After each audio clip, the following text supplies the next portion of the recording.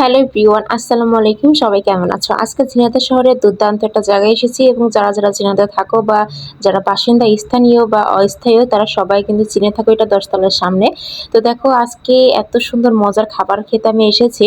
তো আমি তো জানতাম না যে এখানে এই আলী কাকার কাছে এত সুন্দর খাবার পাওয়া যায়। খাবারগুলো বলার আগে তোমাদের আমি লোকেশনটা বলে দিই। এটা কিন্তু এসআর গার্মেন্টস এর পাশে এবং 10 তলার সামনে। বা তোমরা ইসলামিক ব্যাংকেও বললেও কিন্তু চিনবা। তো মামার এখানে যে এত সুন্দর সুন্দর খাবার পাওয়া যায় আমি তো জানতাম না। আমি এখানে ডক্টরের কাছে প্রতিনিয়ত প্রায় সপ্তাহে 1-2 বার তো এসেই থাকি। এই কাকুটার কাছ থেকে এর আগে আমার আম্মু খাবার নিয়ে গেছিল, তাই আমি আম্মুকে বলেছিলাম, আম্মু এত টেস্টি খাবার তুমি কোথায় পেলে আর কোথা থেকে এটা নিয়ে আসলে? তাই তো আমি চলে গেছিলাম খোঁজ করতে করতে এই মামার কাছে। এই মামার নাম কিন্তু আলী মামা। এসে তো দেখছি আলী মামা তো পেঁয়াজি ভাজছিল। তো তখন আমি বললাম যে মামা আপনার হাতের যেই সিঙ্গারা যেটা সেটা তো আমার খুবই পছন্দ, এই কারণে আমার সিঙ্গারা কটা বানিয়ে দেন। তো আমি আমার অ্যামাউন্ট অনুযায়ী আমি বললাম যে আমার এই কয়টা সিঙ্গারা বানিয়ে দেন আর আমাকে দ্রুত বানিয়ে দেন। তো দেখেন মামা কিন্তু অনেক দ্রুত বানিয়ে দিচ্ছিল এবং অন্যটা ভাবছিল। তো সেই সময় আমি বলাতে মামা এত দ্রুত করে বানিয়ে দিল। পার্সোনালি বলতে মামার ব্যবহার আচরণ অনেক ভালো, অনেক শান্ত একটা পরিবেশ। এটা জায়গাটা কিন্তু আমার অনেক সিমসাম এবং খুব সুন্দর লাগলো। যদিও রাস্তার একদম ধারে ময়লা চয়লা থাকবে এটাই স্বাভাবিক, তবে তারপরেও আমার খুবই আবার তার থেকে বেশি ভালো লাগলো যে পরিষ্কার তেলে কিন্তু সেটাই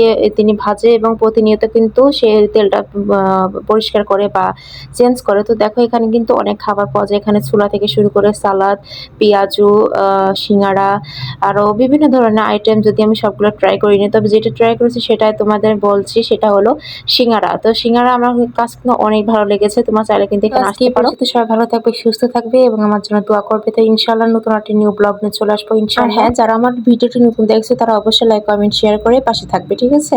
আর হ্যাঁ, কে কে দেখছো আমার ঝিনাইদহ শহরের এই ভিডিওটা অবশ্যই তোমরা বলবা। আর এটা কিন্তু শিল্পকলা, ঠিক আছে? তোমরা হয়তো সবাই চিনবা যারা ঝিনাইদহের বাসিন্দা বা অস্থায়ী।